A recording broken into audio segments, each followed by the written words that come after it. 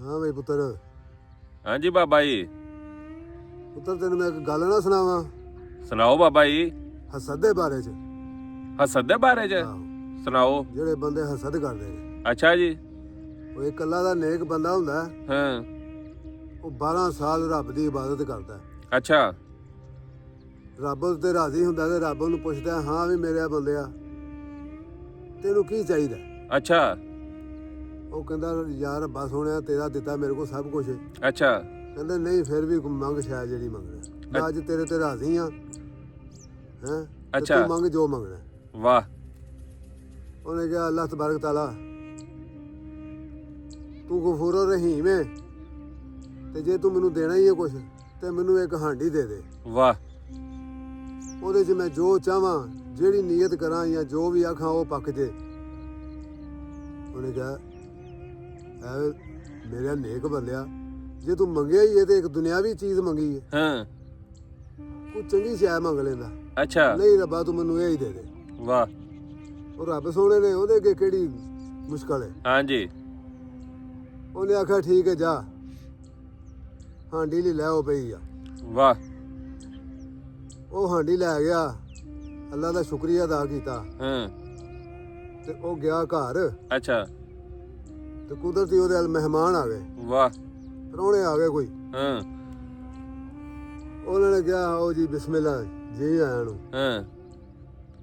ਹਾਂਜੀ ਕੁਝ ਖਾਣਾ ਪੀਣਾ ਜੇ? ਅੱਛਾ। ਦੱਸੋ ਕੀ ਖਾਣਾ? ਹਾਂ। ਉਹ ਕਹਿੰਦੇ ਜੀ ਜੋ ਕੁਝ ਹੈ ਵੇ ਤਿਆਰ ਪਿਆ ਹੈ ਜੋ ਵੀ। ਅੱਛਾ। ਉਹ ਲੈ ਆ ਬਸ ਠੀਕ ਹੈ। ਹਾਂ। ਉਹਨੇ ਕਿਹਾ ਨਹੀਂ ਨਹੀਂ, ਇੱਥੇ ਗੱਲ ਕੋਈ ਰੱਬ ਨੇ ਅਨੋਖੀ ਰੱਖੀ ਹੈ। ਵਾਹ ਜੀ ਵਾਹ। ਉਹਨੇ ਕਿਹਾ, ਉਹ ਕਿਹੜੀ? ਹਾਂ। ਇਹ ਜੋ ਤੁਸੀਂ ਆਖੋਗੇ ਉਹ ਪੱਕੇਗਾ। ਹਾਂ। ਅੱਛਾ ਜੀ, ਹਾਂ। ਉਹ ਪੱਕੇਗਾ? ਅੱਛਾ ਜੀ।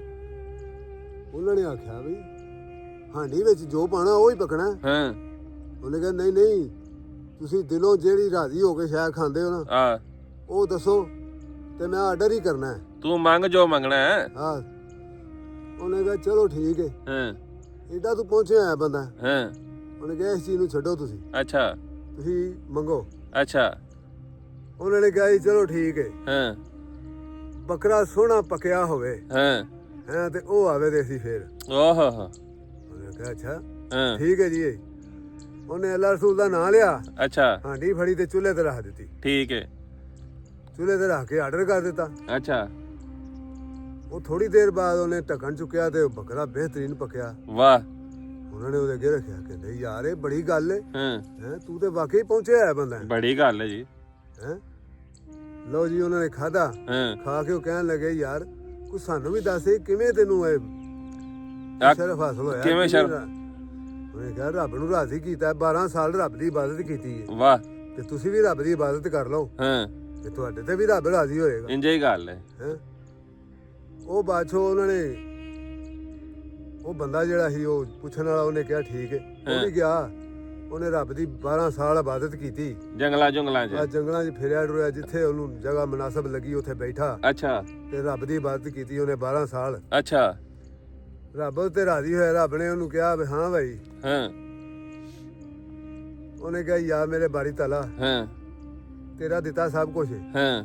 ਉਹਨੇ ਕਿਹਾ ਯਾਰ ਤੇਰੇ ਰਿਸ਼ਤੇਦਾਰਾਂ ਨੂੰ ਹਾਂ। ਮੈਂ ਹਾਂਡੀ ਦਿੱਤੀ, ਅੱਛਾ। ਉਹ ਜਿਹੜੀ ਸ਼ੈ ਕਵੇ ਉਹ ਪੱਕਦੀ ਉਹਦੇ 'ਚ। ਅੱਛਾ। ਤੂੰ ਦੱਸ ਤੂੰ ਕੀ ਲੈਣਾ? ਹਾਂ। ਉਹਨੇ ਕਿਹਾ ਯਾਰ ਅੱਬਾ ਹਾਂ। ਮੈਨੂੰ ਹੋਰ ਕੁਝ ਨਹੀਂ ਚਾਹੀਦਾ, ਅੱਛਾ।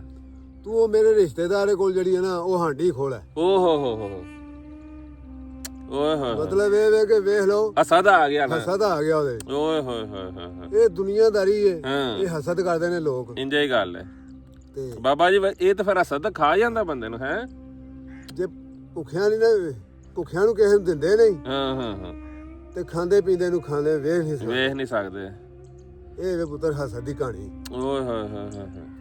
ਬਾਕੀ ਬਾਬਾ ਜੀ ਹਸਦ ਖਾ ਜਾਂਦਾ ਹੈ। ਹਾਂ ਬਿਲਕੁਲ। ਹਸਦ ਜਿਹੜਾ ਨਾ ਲੈ ਜਾਂਦਾ, ਹਸਦ ਬੰਦੇ ਨੂੰ ਲੈ ਜਾਂਦਾ। ਲੈ ਜਾਂਦਾ। ਬੰਦੇ ਨੂੰ ਖੁਸ਼ ਹੋਣਾ ਚਾਹੀਦਾ ਕਿਸੇ ਵੱਲੋਂ ਵੇਖ ਕੇ। ਹਾਂ ਬਿਲਕੁਲ, ਰੱਬ ਦਾ ਦਿੱਤਾ ਹੋਵੇ ਕਿਸੇ ਕੋਲ। ਇਹ ਤੇ ਅੱਲਾ ਦੀ ਦੇਣ ਹੈ ਨਾ। ਰੱਬ ਸੋਹਣੇ ਅੱਗੇ ਦੁਆ ਕਰਨੀ ਚਾਹੀਦੀ ਆਪਣੇ ਹੱਕ 'ਚ ਵੀ ਤੇ ਅਗਲੇ ਦੇ ਹੱਕ 'ਚ ਵੀ। ਅਗਲੇ ਦੇ ਹੱਕ 'ਚ ਵੀ। ਉਹਨੂੰ ਆਖਣਾ ਵੀ ਯਾਰ ਰੱਬਾ ਇਹਨੂੰ ਤੂੰ ਦਿੱਤਾ, ਇਹਨੂੰ ਹੋਰ ਦੇ, ਇਹਨੂੰ ਹੋਰ ਦੇ ਤੇ ਇਹਦੇ ਪਿੱਛੇ ਮੈਨੂੰ ਵੀ ਦੇ। ਮੈਨੂੰ ਵੀ ਦੇ।